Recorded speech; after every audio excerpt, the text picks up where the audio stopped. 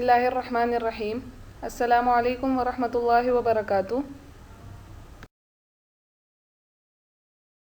مضمون تفسیر سبق نمبر 12۔ سبق سورۃ المطففین سے ہے۔ بسم اللہ الرحمن الرحیم۔ ویل للمطففین، ہلاکت ہے ناپ تول میں کمی کرنے والوں کے لیے۔ الذین اذا اکتالوا، وہ لوگ کہ جب وہ ناپ کر لیتے ہیں، علی الناس لوگوں سے، یستوفون تو وہ پورا لیتے ہیں، وَإِذَا كَالُوهُمْ اور جب وہ تول کر دیتے ہیں، او وزنوہم یا وزن کر کے دیتے ہیں، یخسرون تو وہ گھٹا دیتے ہیں، کم کر دیتے ہیں۔ الا یظن اولئک، کیا وہ لوگ یہ خیال نہیں کرتے، انہم مبعوثون کہ وہ اٹھائے جائیں گے، لیوم عظیم ایک بڑے دن میں، یوم یقوم الناس جس دن کھڑے ہوں گے لوگ، لرب العالمین رب العالمین کے سامنے، جہان والوں کے رب کے سامنے۔ کلا ہرگز نہیں، ان کتاب الفجار بے شک بدکار لوگوں کا اعمال نامہ، لفی سجین سجین میں ہوگا۔ وما ادراک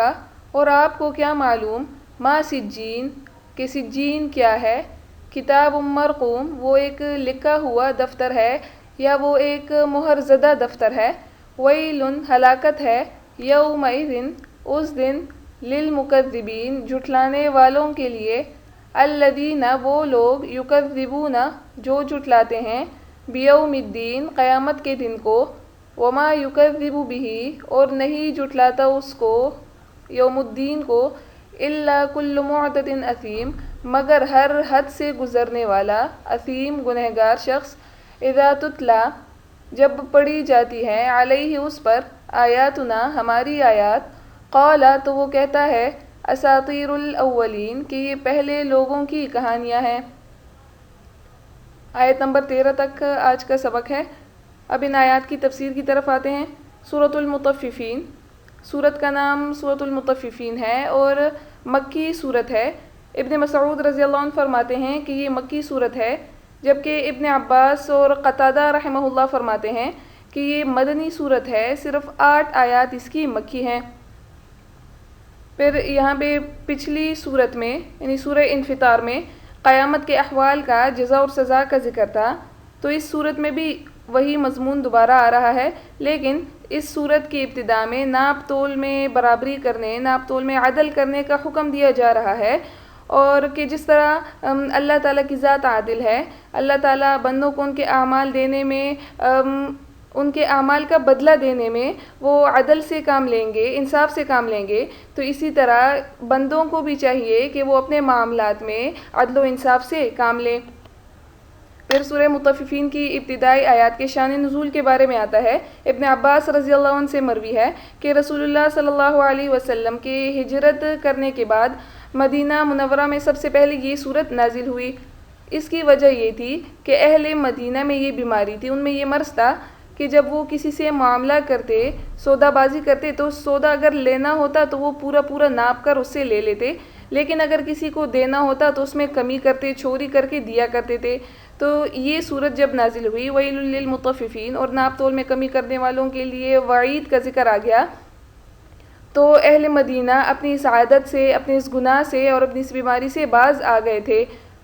ویل للمطففین ہلاکت ہے ناپ تول میں کمی کرنے والوں کے لیے، مطلب یہ ہے کہ جو لوگ ناپ تول میں کمی کر کے دوسرے لوگوں کا حق کھاتے ہیں،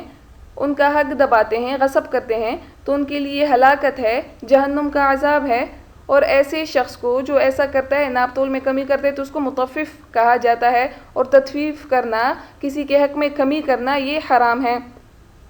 پھر تطفیف جو ناپ تول میں کمی کرنے کو کہا جاتا ہے، تو اصل میں تو اس کا یہی مطلب ہے، لیکن مفسرین نے اس کے تحت یہ لکھا ہے کہ حقدار کو اس کے حق سے کم کر دینا، اس کا حق کم دینا، یہ بھی تطفیف میں داخل ہے، خواہ وہ ناپ تول میں کمی ہو یا کسی اور طریقے سے کسی کا حق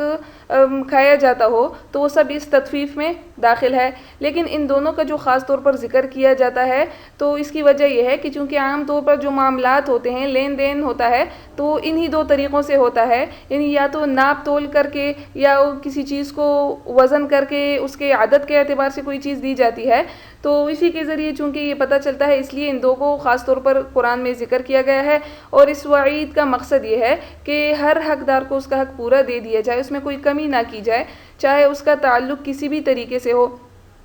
یعنی کسی بھی طریقے سے وزن کر کے، کیل کر کے، ناپ تول کر کے، جس طریقے سے اس کو دیا جاتا ہو، تو ان تمام چیزوں کو اس کا خیال رکھا جائے اور پورا پورا حق اس کو دے دیا جائے۔ اور تطفیف چاہے وہ حقوق اللہ میں ہو، ناپ تول میں کمی کرنا یا کسی اور حق میں کمی کرنا، یہ حقوق اللہ سے ہو یا حقوق العباد سے ہو، دونوں حرام ہیں۔ حقوق اللہ جیسے نماز میں کمی کرنا یا وضو صحیح طریقے سے نہ کرنا، اس میں کمی کرنا، تو یہ بھی تطفیف میں داخل ہے۔ اور اسی طرح جو حقوق العباد ہے، مثلاً کوئی کام دیا جاتا ہے تو اس کے لیے جو وقت مقرر ہوتا ہے، اس وقت کے اندر اس کام کے کرنے میں سستی کرنا، آرام سے وہ کام کرنا، یا اپنے مقررہ وقت میں جو فرض دیا گیا ہوتا ہے اس کے علاوہ کوئی اور کام کرنا، یہ بھی تطفیف میں داخل ہے اور یہ حرام ہے۔ اور اس کے بارے میں حدیث میں بھی آتا ہے، آپ صلی اللہ علیہ وسلم نے فرمایا کہ جو لوگ ناپ تول میں کمی کرتے ہیں تو اللہ تعالیٰ ان کو قحط میں مبتلا کر دیتے ہیں۔ اور ایک دوسری حدیث میں آتا ہے کہ جو لوگ ناپ تول میں کمی کرتے ہیں تو اللہ تعالیٰ ان کا رزق کم کر دیتے ہیں۔ اور پھر رزق کم کرنے کی بھی کئی صورتیں ہیں، یا تو رزق کے ہوتے ہوئے ان کو ایسی بیماری میں مبتلا کیا جاتا ہے کہ وہ رزق کھا نہیں سکتا، یا پھر جو ضرورت کی اشیاء ہیں وہ مفقود ہو جائیں، وہ ختم ہو جائیں، تو یہ بھی رزق کم کر دینے میں آ جاتا ہے۔ یا پھر ایک تیسری صورت اس کی یہ ہے کہ ضرورت کی اشیاء اگرچہ کہ موجود ہوتی ہیں لیکن وہ اتنی مہنگی ہو جائیں کہ ان کا خریدنا جو ہے وہ مشکل ہو جائے، تو یہ بھی رزق کی کمی میں آ جاتا ہے۔ پھر آگے الذین اذا اکتالوا علی الناس یستوفون وَإِذَا كَالُوهُمْ أَوْ وَزَنُوهُمْ يُخْسِرُونَ، کہ جب ناپ تول کر وہ کسی سے لوگوں سے لیتے ہیں تو پورا لیتے ہیں، اور جب دیتے ہیں تو وہ اس میں کمی کرتے ہیں۔ یعنی ان کی خیانت کا، ان کے دھوکے کا، مکر و فریب کا ذکر ہے کہ وہ اپنے فائدے کا تو سوچتے ہیں کہ وہ پورا پورا اپنا حق وصول کریں گے، لیکن دوسروں کو نقصان پہنچانے کی وہ کوشش کرتے ہیں کہ وہ دوسروں کو ان کا حق پورا نہیں دیتے۔ الا یظن اولئک انہم مبعوثون، کیا وہ یہ یقین نہیں رکھتے کہ وہ ایک بڑے دن میں، یوم عظیم، ایک بڑے دن میں وہ اٹھائے جائیں گے۔ یوم یقوم الناس لرب العالمین، اور بڑے دن سے کون سا دن مراد ہے کہ جس دن لوگ رب العالمین کے سامنے حاضری دیں گے۔ تو یہاں پہ ان آیات میں بھی ان کو وعید کا ان کے لیے ذکر ہے کہ وہ یہ خیال نہیں کرتے کہ اللہ تعالیٰ کے سامنے جب وہ حاضر ہوں گے تو اپنے ان اعمال کا بھی وہ ان سے پوچھا جائے گا، اپنے اعمال کا ناپ تول بھی وہاں پہ کرانا ہوگا، تو ان کی اس خیانت کا یا جو کسی کے حق میں کمی کرتے تھے تو ان کا بھی حساب ان سے لیا جائے گا۔ تو تب وہ اللہ تعالیٰ کے سامنے حاضر ہو کر وہ کیا جواب دیں گے؟ کلا ان کتاب الفجار لفی سجین، ہرگز نہیں فجار کا، بدکاروں کا اعمال نامہ سجین میں ہوگا۔ اور آپ کو کیا معلوم کہ سجین کیا ہے؟ کتاب مرقوم، وہ ایک لکھا ہوا دفتر ہے۔ اب یہاں پہ جو فجار ہیں، بدکار لوگ ہیں، تو ان کے اعمال نامے کا ذکر ہے کہ ان کا اعمال نامہ کہاں پر ہوگا۔ یعنی پیچھے جو یوم یقوم الناس لرب العالمین میں اللہ تعالیٰ کے سامنے قیامت کے دن حاضری کا ذکر ہو گیا کہ ہر ایک بندہ جب اللہ کے سامنے وہ پیش ہوگا تو اللہ تعالیٰ ان سے ان کے اعمال کے بارے میں پوچھیں گے کہ انہوں نے جو نیک اعمال کیے ہیں یا جو بد اعمال کیے ہیں، ان کا حساب و کتاب ان سے ہوگا۔ تو یہاں پہ اب ان نیکوکاروں کے اور ان جو برے کام کرنے والے ہیں ان کے احوال کا ذکر ہے کہ ان کے ساتھ جب وہ حاضر ہو کر اللہ تعالیٰ ان سے حساب کتاب لے لیں گے تو وہ لوگ کہ جو دو قسم کے لوگ ہیں، نیک لوگ تو ان کا اعمال نامہ کہاں پہ ہوگا، ان کے جو اعمال لکھے جاتے ہیں وہ کہاں پہ محفوظ کیے جاتے ہیں، اور جو برے لوگ ہیں تو ان کے اعمال نامے کہاں پہ موجود ہیں، کہاں ان کے اعمال لکھے جاتے ہیں۔ تو یہاں پہ پہلے بدکار لوگوں کا ذکر ہو گیا کہ ان کتاب الفجار لفی سجین، کہ بدکار لوگوں کا اعمال نامہ سجین میں ہوگا۔ اب یہاں کلا جو ہے، یہ لفظ جو آیا ہے تو یہ دو معنی کے لیے استعمال ہوتا ہے، اور یہاں پہ دونوں معنی مراد ہو سکتے ہیں۔ کلا کا پہلا معنی اگر یہ حقاً کے معنی میں ہو، یعنی یقینی بات کے معنی میں ہو، تو مطلب یہ ہے کہ کلا ان کتاب الفجار، جو کلا آیا ہے تو یہ بعد والے کلام کی تاکید کے لیے آیا ہے۔ بعد والا کلام کیا ہے؟ ان کتاب الفجار لفی سجین، تو یہ کلا اس کی تاکید کے لیے ہے کہ یہ جو بات ہے کہ فجار کا اعمال نامہ سجین میں ہوگا تو یہ بالکل یقینی بات ہے، یہ پکی بات ہے۔ کہ ان کے اعمال نامے محفوظ پڑے ہوئے ہیں۔ یا پھر کلا کا جو دوسرا معنی ہے کہ وہ زجر و توبیخ کے لیے، تنبیہ کے لیے استعمال ہوتا ہے، تو یہ معنی بھی مراد ہو سکتا ہے کہ یہاں پہ کلا برائے ردع ہو، برائے زجر و توبیخ ہو، کہ جو کفار کا کلام ہے، جو وہ انکار کرتے ہیں کہ اللہ تعالیٰ کے سامنے وہ دوبارہ زندہ ہو کر کھڑے ہوں گے، پیش ہوں گے، اپنے اعمال کا بدلہ پائیں گے، تو وہ اس کا انکار کرتے ہیں۔ تو اس انکار پر ان کو زجر و توبیخ ہے، ان کو تنبیہ فرما رہے ہیں کہ تمہارا یہ انکار درست نہیں ہے، صحیح نہیں ہے، بلکہ تمہارے ہر عمل کا بدلہ دیا جائے گا، ان کا حساب لیا جائے گا۔ چونکہ کفار کے جو اعمال نامے ہیں وہ سجین میں محفوظ ہے، اور سجین ایک دفتر ہے، ایک رجسٹر ہے، اس پر مہر لگی ہوئی ہے، وہ مہر زدہ ہے، اس میں تمام اعمال محفوظ ہیں، تو ان میں کوئی کمی بیشی نہیں ہو سکتی، ان کے غائب ہونے کا کوئی شبہ نہیں ہو سکتا۔ پھر یہاں پہ سجین کا لفظ استعمال ہوا ہے، تو سجین سجن سے ماخوذ ہے، قید خانے کے معنی میں ہے، اور یہ جہنم کا ایک طبقہ ہے، ایک حصہ ہے جو 7ویں زمین کے نیچے ہے۔ یہ بہت تنگ و تاریک ہے، اور یہاں درد و غم کے علاوہ، رنج کے علاوہ کچھ نہیں ہوتا، یعنی ادھر کفار کے لیے تکالیف ہوں گی، سام بچون کے لیے تیار ہیں۔ تو کافروں کی، کفار کی موت کے بعد جو اس کی روح ہوتی ہے تو اس کو سجین میں بند کر دیا جاتا ہے، اور ان کے اعمال نامے بھی پوری طرح ادھر محفوظ ہوتے ہیں، اور جو اعمال نامے کا رجسٹر ہے، دفتر ہے، جیسے کہ کتاب مرقوم میں یہاں پہ لکھا ہوا ہے کہ وہ ایک لکھا ہوا دفتر ہے، مہر زدہ دفتر ہے، تو ان کے اعمال وہاں پہ محفوظ ہوتے ہیں۔ آگے کتاب مرقوم، پھر یہاں پہ جو کہہ دیا کہ جو سجین ہے وہ کتاب مرقوم کے جو اعمال نامہ ہے، کتاب مرقوم سے اعمال نامہ مراد ہے کہ ان کا اعمال نامہ سجین میں محفوظ ہے، یعنی یہ مطلب نہیں ہے کہ سجین خود اس کتاب مرقوم کا، اس اعمال نامے کا نام ہے، نہیں، بلکہ سجین اس اعمال نامے کے رکھنے کی جگہ ہے جو 7ویں زمین کے نیچے ہے۔ اور پھر کفار کے مقابلے میں آگے جو نیک لوگوں کا ذکر ہے، یعنی سجین کے مقابلے میں علیین کا ذکر ہے، تو وہ مؤمنین کے اعمال نامے کے رکھنے کی جگہ ہے، یعنی جس طرح کفار کے اعمال نامے سجین میں محفوظ ہوتے ہیں، تو اسی طرح نیک لوگوں کے اعمال نامے وہ علیین میں محفوظ ہوتے ہیں۔ اب ان آیات سے جو جنت اور جہنم کا مقام ہے وہ بھی سامنے آ جاتا ہے کہ جنت کہاں پر ہے اور جہنم کہاں پر ہے۔ تو معلوم ہوا ان آیات سے کہ جہنم زمین کے نیچے ہے اور جنت آسمانوں میں ہے، اور اسی کو عبداللہ بن سلام رضی اللہ عنہ نے بھی اسی طرح ایک حدیث روایت کی ہے، اور معاذ بن جبل رضی اللہ عنہ کی روایت میں ہے کہ آپ صلی اللہ علیہ وسلم سے جب اس آیت کی، یعنی وجیء یومئذ بجہنم، اس آیت کی تفسیر پوچھی گئی، وجیء یومئذ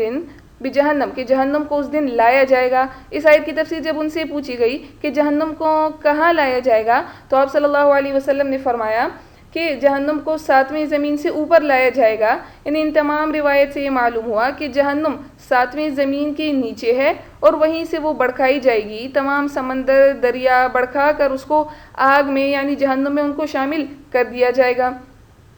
وَمَا أَدْرَاكَ مَا سِجِّينٌ، اور آپ کو کیا معلوم کہ سجین کیا ہے؟ یہاں پہ یہ استفہام ہے، اور سوال جو ہوا ہے کہ آپ کو کیا معلوم کہ سجین کیا ہے، تو یہ عظمت اور ہولناکی بیان کرنے کے لیے، یعنی سجین کی سختی بیان کرنے کے لیے ہے کہ وہ ایسی ہولناک، خطرناک اور سخت جگہ ہے کہ جہاں پہ تکالیف کے علاوہ کچھ نہیں ہوگا، درد و غم کے علاوہ کچھ نہیں ہوگا، وہاں پہ راحت کا کوئی سبب نہیں ہوگا۔ کتاب مرقوم، یہاں پیچھے جو سوال ہو گیا وَمَا أَدْرَاكَ مَا سِجِّينٌ میں جو استفہام موجود ہے، تو اس استفہام کا جواب یہاں پہ دے دیا کہ کتاب مرقوم وہ ایک مہر زدہ، وہ ایک لکھا ہوا دفتر ہے، رجسٹر ہے، کہ کفار کے جو اعمال ہیں وہ تمام اس میں محفوظ ہیں، لکھے ہوئے ہیں۔ پھر مرقوم کے بھی دو معنی ہیں، ایک مطلب تو یہ ہو سکتا ہے کہ لکھا ہوا، یعنی جو اس میں اعمال نامے سارے لکھے ہوئے ہیں، اور دوسرا مرقوم بمعنی مختوم کے ہیں، یعنی مہر لگا ہوا، یعنی اس میں کوئی کمی بیشی نہیں ہو سکتی، کوئی تبدیلی نہیں ہو سکتی، جو عمل جیسے کیا ہوگا تو وہی عمل وہاں پہ محفوظ ہے۔ وَيْلٌ يَوْمَئِذٍ لِّلْمُكَذِّبِينَ، ہلاکت ہے اس دن جھٹلانے والوں کے لیے، یعنی جس دن منکرین اور مکذبین اور بدکار لوگ سجین میں داخل ہوں گے تو ان کے لیے بڑی بربادی اور ہلاکت کا دن ہوگا۔ الَّذِينَ يُكَذِّبُونَ بِيَوْمِ الدِّينِ، وہ لوگ جو روز جزا کو جھٹلاتے ہیں، یعنی یہاں پہ مکذبین جو انکار کرنے والے تھے، جو جھٹلانے والے تھے، تو ان کے جھٹلانے کا تکذیب کا بیان ہے کہ وہ لوگ جو بدلے کے دن کا، یوم الدین کا، قیامت کے دن کا انکار کرتے ہیں، چونکہ وہ حساب اور کتاب کے قیامت کے دن کے منکر ہے، وہ اپنے برے اعمال کرتے رہتے ہیں، وہ سرکشی کرتے ہیں، تو آگے ان کے لیے کہہ دیا کہ وما یکذب بہ الا کل معتد اثیم، کہ جو یوم الدین کا انکار کرنے والے ہیں تو وہ ایسے ہی لوگ ہو سکتے ہیں، یعنی وہ گنہگار اور حد سے گزرنے والے، تجاوز کرنے والے لوگ ہی ہو سکتے ہیں۔ اذا تتلی علیہ آیاتنا قال اساطیر الاولین، کہ جب اس پر ہماری آیات پڑھی جاتی ہے تو وہ کہتا ہے کہ یہ پہلے لوگوں کی کہانیاں ہیں، یعنی جو جھٹلانے والا ہے وہ کون سا شخص ہوگا؟ ایک تو معتد اس کے لیے آ گیا کہ وہ حد سے گزرنے والا ہوتا ہے، گناہ میں حد سے بڑھ جاتا ہے، وہ جاہل ہوتا ہے، اور اثیم وہ گنہگار ہوتا ہے کہ اپنے نفس کے خواہشات کے پیچھے ہی چلتا ہے۔ اور ایک تیسری بات ان کے لیے یہ ذکر کر دی کہ جب ہماری آیات ان پر پڑھی جاتی ہے تو وہ کہتا ہے کہ وہ اتنا سرکش ہوتا ہے کہ وہ آیات کے بارے میں کہتا ہے کہ یہ اساطیر الاولین ہے، پہلے لوگوں کی قصے کہانیاں ہیں، اور وہ بغاوت پر اترتا ہے، اس کو کلام اللہ ہی نہیں کہتا، وہ کہتا ہے کہ یہ کلام اللہ نہیں ہے بلکہ یہ قصے کہانیاں ہیں۔ آیت نمبر 14 سے اگلے سبق میں پڑھیں گے۔ اب آیت نمبر 1 سے جو 13 تک ترجمہ اور تفسیر ہو گئی ہے، ان کے لغات کی طرف آتے ہیں۔ المطففین ہے، المطففین، مطففین جو ہے یہ جمع مذکر سالم کا اسم فاعل کا صیغہ ہے اور باب تفعیل سے ہے، اس کا مصدر تطفیف ہے اور بمعنی ناپ تول میں کمی کرنا۔ اکتالو یہ جمع مذکر غائب فعل ماضی معلوم کا صیغہ ہے، باب افتعال سے ہے بمعنی ناپنا یا تول کر لینا۔ یستوفون یہ جمع مذکر غائب فعل مضارع معلوم کا صیغہ ہے، باب استفعال سے ہے بمعنی پورا پورا حق لینا، وصول کرنا۔ اصل میں یستوفون جو ہے وہ یستوفیون ہے، یا کا ضمہ جب نقل کر کے ما قبل کو فا کو دے دیا تو یستوفون ہو گیا، یعنی اجتماع الساکنین ہوا، یا اور وہ دونوں ساکن ہیں، تو اجتماع الساکنین کے قاعدے کے مطابق پہلے ساکن حرف کو ہم نے حذف کر دیا، گرا دیا، تو یہ یستوفون ہو گیا۔ کالو یہ جمع مذکر غائب فعل ماضی معلوم ہے، باب ضربہ سے اس کا مطلب ہے تول کر دینا۔ سجین یہ مبالغے کا صیغہ ہے اور اس کے کئی معنی ہیں۔ پہلا مطلب کہ ایسا قید خانہ جو انتہائی تنگ ہو، دوسرا مطلب دائمی قید خانے کے لیے بھی یہ لفظ استعمال ہوتا ہے، اور تیسرا مطلب کہ وہ مقام ایسا مقام کہ جہاں کفار کے اعمال نامے اور ان کی روحیں جمع ہیں۔ آگے مرقوم واحد مذکر اسم مفعول ہے بمعنی لکھی ہوئی یا مہر لگائی ہوئی۔ معتدن واحد مذکر اسم فاعل، اصل میں یہ معتدیون ہے، یا پر ضمہ ثقیل تھا تو ضمے کو گرا دیا تو یہ معتدین ہو گیا۔ پھر اجتماع الساکنین کے قاعدے کے مطابق پہلے ساکن حرف کو ہم نے گرا دیا یعنی یا کو، تو یہ معتدن ہو گیا۔ اور باب افتعال سے یہ ہے بمعنی حد سے بڑھنا، ظلم کرنا، حد سے تجاوز کرنا۔ عظیم یہ صفت مشبہ ہے، واحد مذکر کا صیغہ ہے، باب سمع سے بمعنی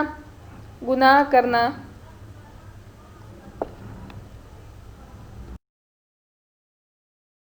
وآخر دعوانا الحمد للہ رب العالمین۔